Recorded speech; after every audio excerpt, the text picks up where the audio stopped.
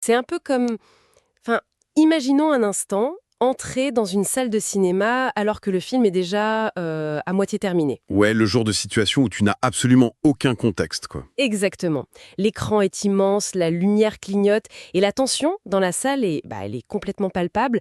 Les personnages sont déjà engagés dans une action super frénétique. Et toi, tu t'assois dans le noir en essayant de recoller les morceaux. C'est ça. On essaie de comprendre ce qui se passe et soudain, un des personnages se tourne et prononce une seule phrase. 22 mots exactement. Juste une respiration, en fait. Ouais, une unique respiration. Et là, toute l'intrigue, le passé, le présent et le futur de l'univers entier, tout est révélé et résolu. C'est exactement ce niveau de densité vertigineuse qu'on va explorer aujourd'hui dans notre plongée. Ce qui est drôle, c'est que d'habitude, on s'attaque à des montagnes de données, pour ceux qui nous écoutent régulièrement. Des dizaines d'articles, des rapports interminables. Ah, bah c'est clair, on a l'habitude de brasser très large. Mais aujourd'hui, on fait l'inverse absolu. On va désosser une seule et unique ligne de texte. Et c'est un exercice qui va carrément à l'encontre de nos habitudes modernes de lecture, hein. Aujourd'hui, on a tendance à survoler, à scroller frénétiquement.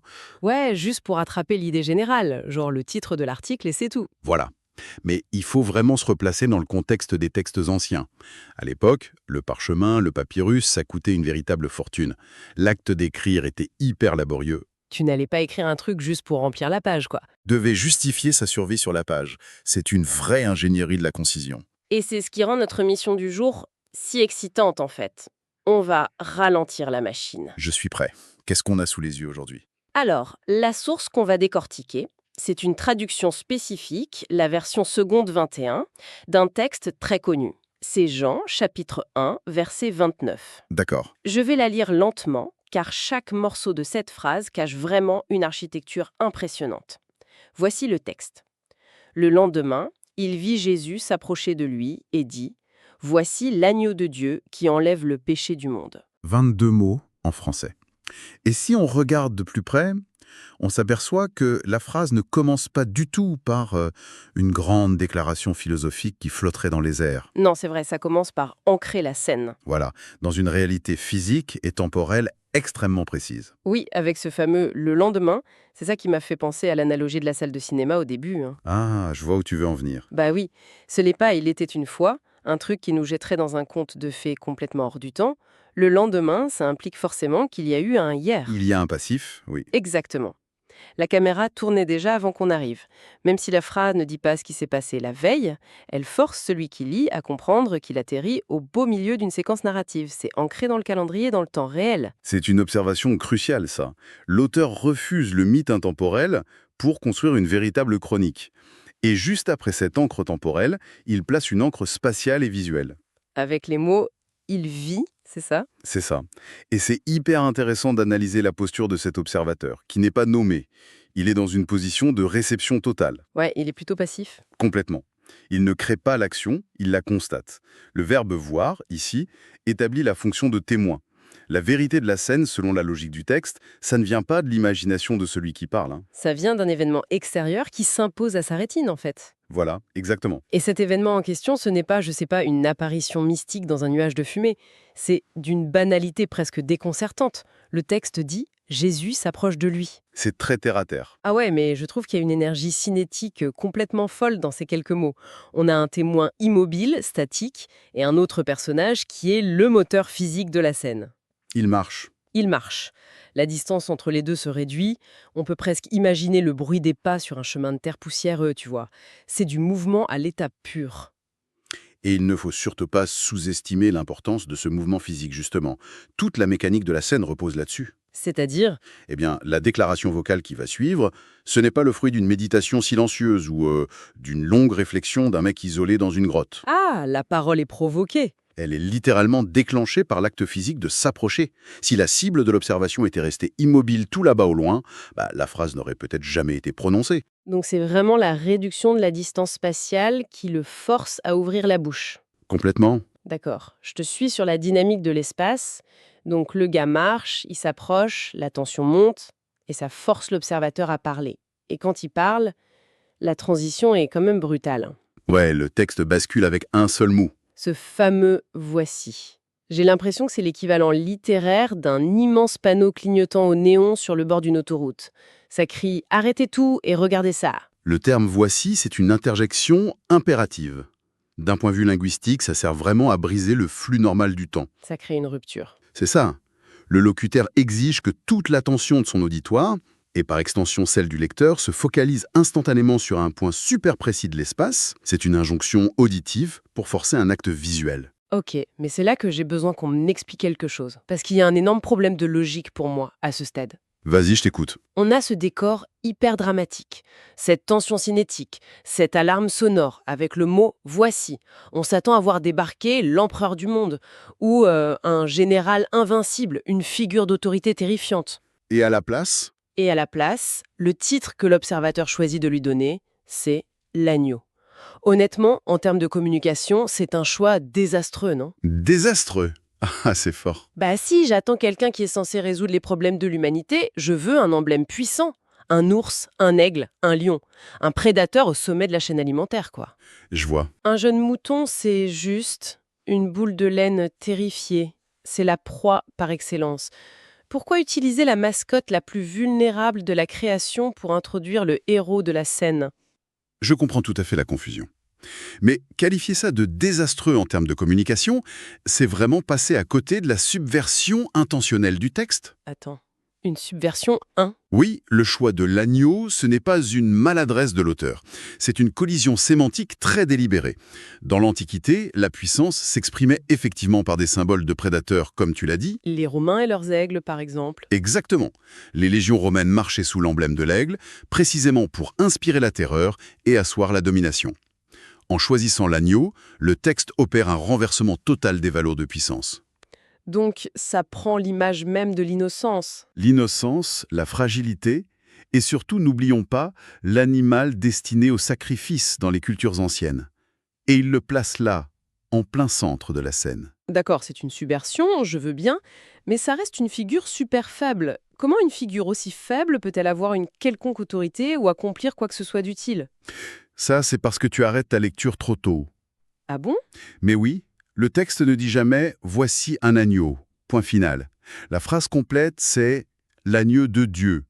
Et cette petite préposition, elle change fondamentalement la nature du sujet. Ah, de Dieu, la notion d'appartenance, en fait. Bien plus qu'une simple appartenance. Le qualificatif « de Dieu » agit comme un marqueur de souveraineté absolue. Il prend cette figure d'extrême vulnérabilité et la recouvre instantanément de l'autorité suprême. Donc, ce n'est plus juste un petit mouton dans un pré? Non, ce n'est plus un agneau égaré, tremblant dans un champ à la merci du premier loup venu. C'est un instrument spécifique, mandaté et possédé par l'autorité ultime. Waouh, le contraste. Le paradoxe est là, oui.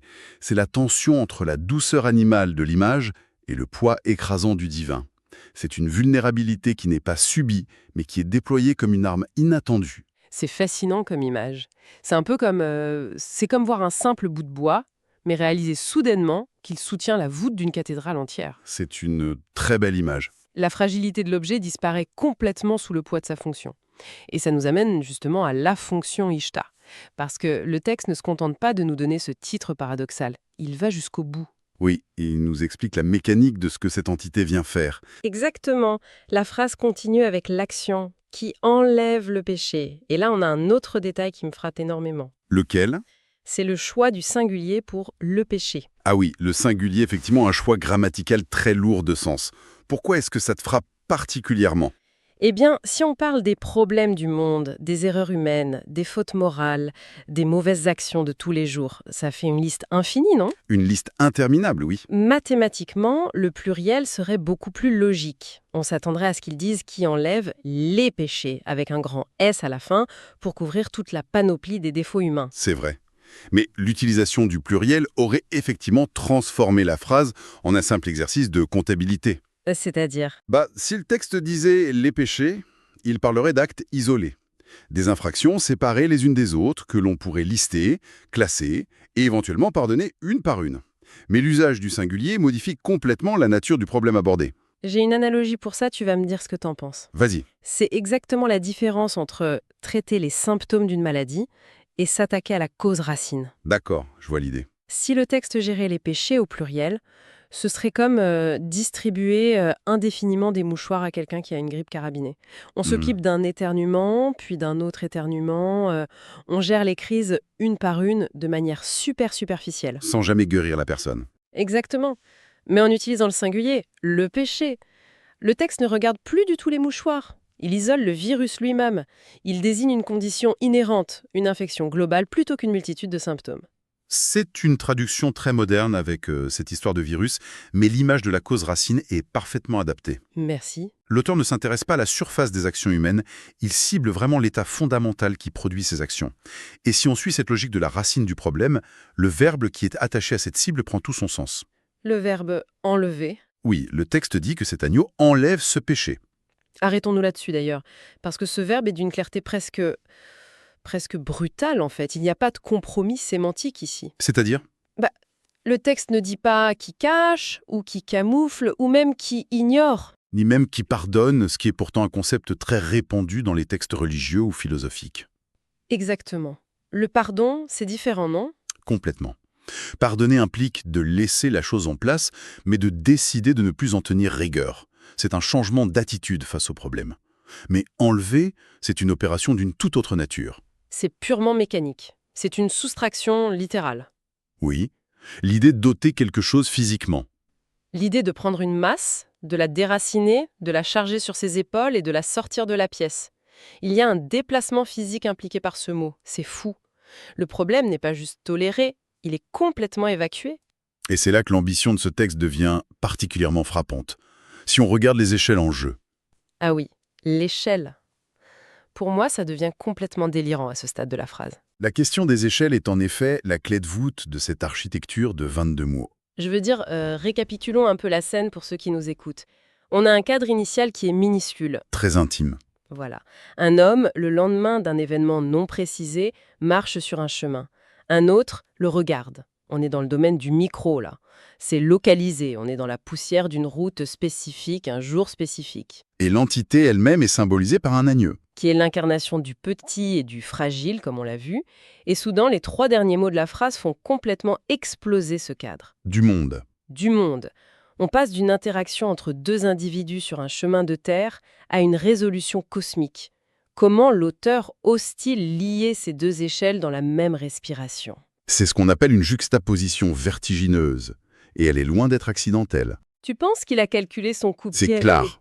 Ah, c'est certain. Si l'action d'extraction se fait, d'enlever, ne s'appliquait qu'à l'observateur ou à la petite communauté environnante, l'échelle serait cohérente, tu vois. Un petit remède pour un problème local. Ce qui ferait sens. Mais l'expression du monde vient briser cette proportionnalité. Elle ne désigne pas seulement la géographie connue de l'époque. Elle englobe tout. Elle enveloppe l'intégralité du système humain, l'organisation totale de la réalité. Le texte prétend que cette action microscopique, initiée par cette figure de vulnérabilité, possède une résonance macroscopique absolue. C'est gigantesque. L'effet de l'action déborde infiniment la taille de l'acteur qui l'accomplit. C'est vraiment le contraste ultime, la collision frontale entre l'infiniment petit et l'infiniment grand. C'est exactement ça. Un simple pas sur un chemin, l'approche physique d'un homme, et la conséquence déclarée, c'est l'altération de la condition de l'univers tout entier. C'est quand même incroyable de réussir à compacter une dynamique pareille sans utiliser de longues explications alambiquées. C'est du génie de synthèse. Ouais, c'est presque de la physique quantique littéraire, quoi. Et cela prouve vraiment la valeur de notre démarche d'aujourd'hui, cette exploration microscopique des textes. Face à une grammaire qui semble limpide, presque naïve au premier abord, on découvre des tensions extraordinaires. Si on prend la peine de scruter les mécanismes, C'est ça. Nous avons observé une temporalité ancrée dans le réel avec le lendemain, un mouvement cinétique qui déclenche la parole avec s'approcher, une subversion profonde par la figure paradoxale de l'agneau de Dieu. le ciblage chirurgical d'une cause racine via l'utilisation du singulier pour le péché. Une mécanique de soustraction pure avec le verbe enlever. Et enfin, bien sûr, une échelle universelle écrasante avec du monde. Tout cela concentré en une seule ligne. C'est une formidable leçon pour tout esprit curieux. À une époque où on est bombardé par des torrents d'informations superficielles, où on avale genre des milliers de mots par heure en diagonale, Prendre le temps de s'arrêter sur une phrase unique offre un rendement intellectuel bien supérieur. Complètement. Ça nous rappelle que la concision n'est pas le contraire de la complexité. Bien souvent, la véritable densité intellectuelle se cache dans la simplicité apparente. S'arrêter sur le choix de chaque mot permet de ne pas passer à côté de l'intention réelle de l'auteur. Les mots ne sont jamais innocents dans ce type de littérature. Non, tout est pesé. L'architecture est conçue pour forcer la réflexion, bien au-delà de la lecture initiale. D'ailleurs, la phrase pose une affirmation tellement gigantesque qu'elle oblige nécessairement le lecteur à faire le chemin inverse dans sa tête. Attends, le chemin inverse, c'est-à-dire remonter de la solution vers le problème en soi. Absolument. Toute l'analyse que nous venons de faire s'est concentrée sur la figure qui arrive. Sur cet agneau, oui. Sur cet agneau et sur son extraordinaire capacité à purifier ou à soustraire une charge à l'échelle globale. Mais l'analyse d'une solution présuppose inévitablement l'analyse du problème qu'elle vient résoudre. Ah, je commence à voir où tu veux en venir. L'intervention est décrite comme totale, l'extraction est décrite comme universelle. C'est une pensée fascinante à méditer. Si on retourne le miroir de cette phrase de 22 mots, Qu'est-ce qu'on y voit? une soustraction d'une telle magnitude, accomplie par une figure portant le poids exclusif de l'autorité divine, qu'est-ce que cela suggère sur l'état inhérent du monde lui-même? L'ampleur du remède est toujours le reflet exact de l'ampleur de la maladie. Exactement.